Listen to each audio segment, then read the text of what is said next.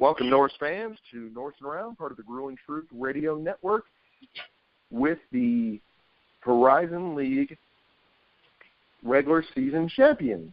Alex, tell us a little bit about that. Yes, sir. So the NKU men's basketball team have completed the regular season with a 22-8 record. They beat UIC and IUPUI this past weekend, which means Northern Kentucky University wins the Horizon League regular season championship and have now clinched the number 1 seed in the Horizon League tournament.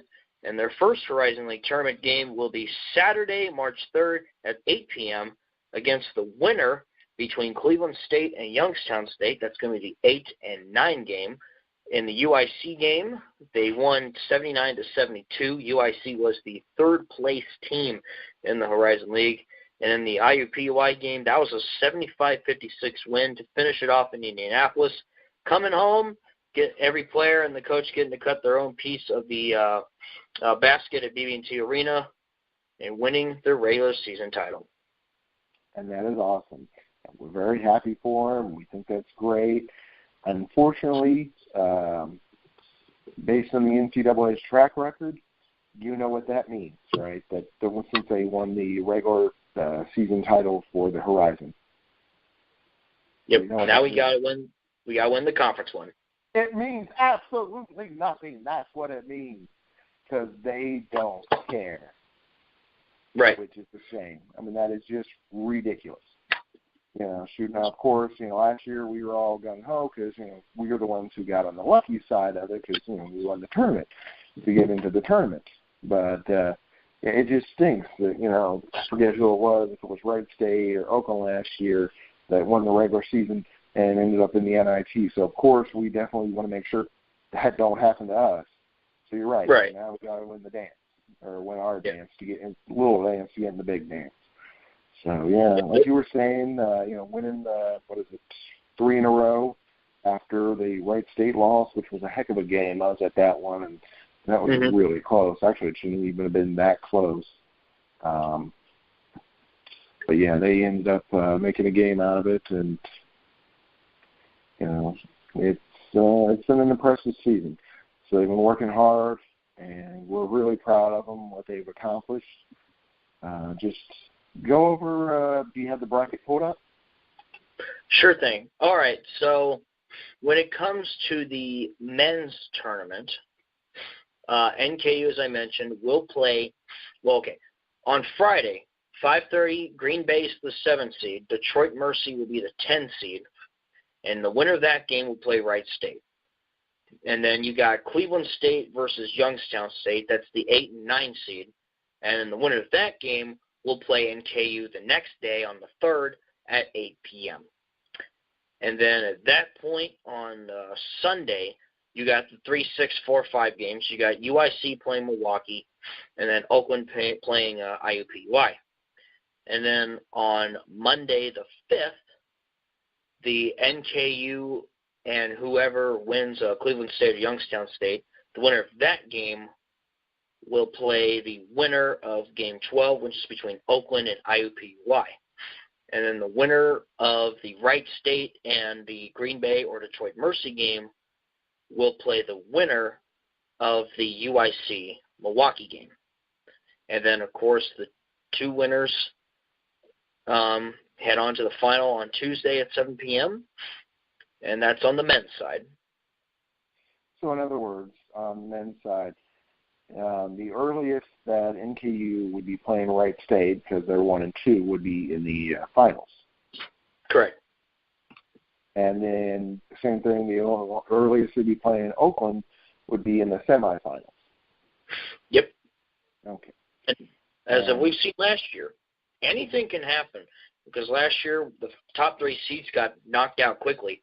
So, this is a very competitive conference, in my opinion, because I think all these teams now know it is go time. So I think it'll be really interesting to see how things net out. Exactly. And for, IUPUI, who we originally didn't put much stock in, they came a long way and ended up coming in 3rd. So, you can't really ask much more than that. And then, like you said, in the example of us last year, what were we, 3rd or 4th in the conference? Yeah, I think we had the 4 seed. We had the 4 seed and ended up winning it all, playing against the 10th and the 8th and all kinds of things like that later in the year. And then, of course, just for this week, having the freshman of the week, Jalen Tate. We're very proud of Jalen. He's come a long way, been working hard this year, and accomplished a lot. Not just this last week, but throughout the season. And that's the nice thing about the season, is you've had those players like your guy that you're in class with. Yeah, Tyler Sharp. Yeah, you had Tyler step up his game, and throughout the year, he's been getting more and more playing time and has become an integral part of the team. So it's just nice to see, it's interesting to see how the team has evolved over the season. It's no longer, that same team we saw in that first game. They've definitely changed dramatically over the course of the season. Yeah, definitely. So you're heading up to the tournament, right? Correct. I'm going to be with the NKU Pep Band. Excellent. And so any thoughts on the travel? Any thoughts on the team? Any thoughts on any of that hoopla going on up there? Well, first off, I'm very excited to check out the new Little Caesars Arena up there. Going to be staying in a hotel in downtown. So that's about a 4-hour trip for us. And so in terms of going in with the best record is awesome. But that, to me, it's all about who's playing the best ball. And in my opinion, once again, on a 3-game win streak and winning, 4 of their last 5, or really, they have a 3-game win streak going in. They look hot. And, of course, I think Wright State just lost a game and, of course, then won their last one. So I think NKU could certainly do it. They just got to, come in, firing on all cylinders every game. Don't let your guard down because, as we've said, Wright State, UIC, Oakland, Milwaukee made it to the championship game as a 10 seed, So I'm excited because I think we're going to see 10 very solid basketball teams here, and even in the women's side, too. So tell us a little bit about that. How's that bracket shaping out? What ranking did the Norse women get? All right, so NKU got an 8 seed. So their first game will be Friday at 2:30 p.m. I'll actually be leaving NKU at 8 a.m. So I heard last year they had to – I wasn't there, but I heard last year they left at 4 a.m. So, but anyway, they'll play Detroit Mercy. So a little maybe Detroit may have a little bit of home court advantage. The first game will be Oakland and UIC. That's the 7-10 game. So if NKU beats Detroit Mercy, they will meet number 1 Green Bay. So we beat possibility for some things because you're right, they did beat Green Bay during the season. Yep. And then UIC or Oakland will play IUPUI, who's the 2 seed. And then on the 4th, you got the 3 seed Wright State versus the 6 seeded Cleveland State. You got the 4 seed Milwaukee taking on the 5 seed Youngstown State. All right, so as for that, on Monday the 5th, the winner of Game 6, which is Green Bay versus NKU or Detroit, the winner of that game will play the winner of the 4-5 game, which is Milwaukee-Youngstown. And then the Game 5 and Game 9 winner, so that would be IUPUI versus Oakland or UIC, will take on, one of those 3 teams will take on the winner of the Wright State-Cleveland State game. And then, of course, Tuesday at 12 p.m. noon, you'll have your championship game. So the important question, did you get the opportunity to go to